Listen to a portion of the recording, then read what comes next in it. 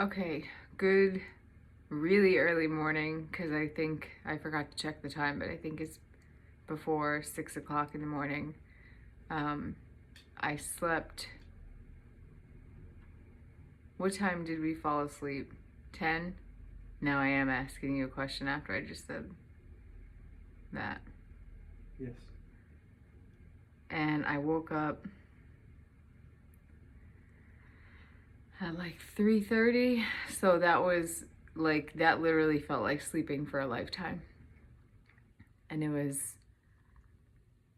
really good. When I woke up and realized that I had actually fallen asleep, I was just like, this is a miracle, because I'm out of a lot of windows um of weird bad things that could happen. Um so yeah, it was interesting feeling sleep, and hopefully it'll get longer and longer every night, and it'll get easier. On Monday, I'm gonna start I know it sounds like, from the way that I am spewing out names of meds and stuff, that I probably take like a ton of things, but I really do not. It was a big production to get from being fully dependent upon opiates to not. It took a lot of different things to get you there and make you feel okay throughout the process, because there are a lot of comfort meds. There's also meds just for your diagnosis. So, like, say you have depression or something like that, that you need to take those meds too. But so I'm in the process right now of starting and stopping a lot of different stuff just to get through different stages of this process. But Monday I'm going to start an anti-anxiety medicine, because I feel like that's the one lingering thing, from this whole, high school length event. It has been my nervousness and my anxiety. I feel like I have a nervousness about me that I did not have in previous years. And like, I would love to work it out in therapy, and I talk in therapy every single week, and maybe one day I won't need to take anything that is a medicine ever. Maybe I'll just be so naturally happy that I won't need to do that. But today's certainly not that day, and I am just chock full of meds. So I did get a message from one person that had thanked me. If I'm a little slow this morning, it's just because I'm still drinking coffee. They had thanked me for making videos and being consistent. And they said they didn't know how I was making videos in the state that I was in. And it kind of got me to thinking about how I've had any success at all as an addict. I don't know, that sounds weird. That's a weird way to phrase that. How I've had success. What are the words that I'm looking for?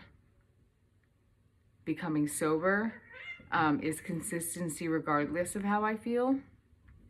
So it's really, really easy to have something happen in your life, like to become overcome with depression, or to develop a drug addiction, or to start drinking, or any of these things that are diseases, and they happen to us, and they have stigmas around them, and they're not necessarily our fault.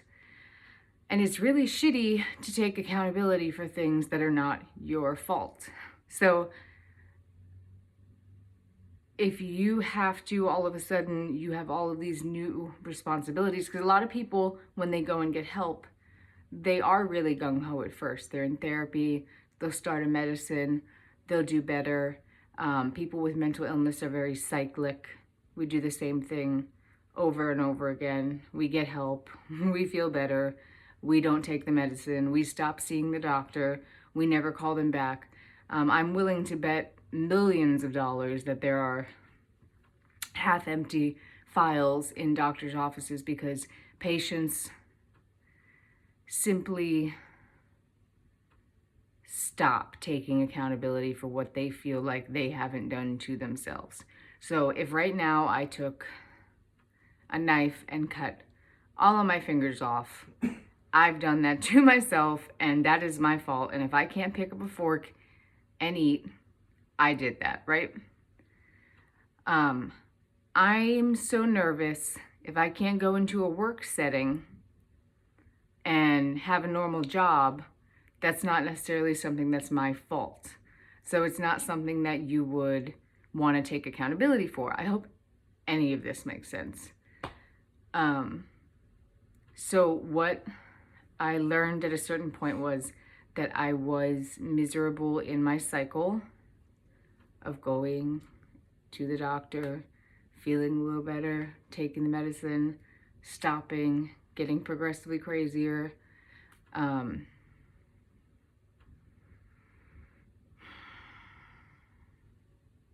I did have a point, right? Oh, why I've had success is because that now it's no longer a choice. I take responsibility for the things that going on in my head, regardless of whether or not I necessarily chose this hand.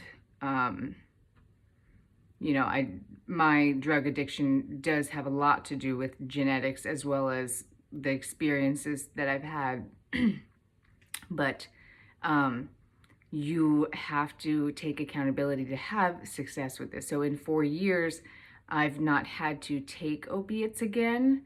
I did for my teeth in a very strategic way, with my husband holding the bottle. It was a very planned, accountable thing again.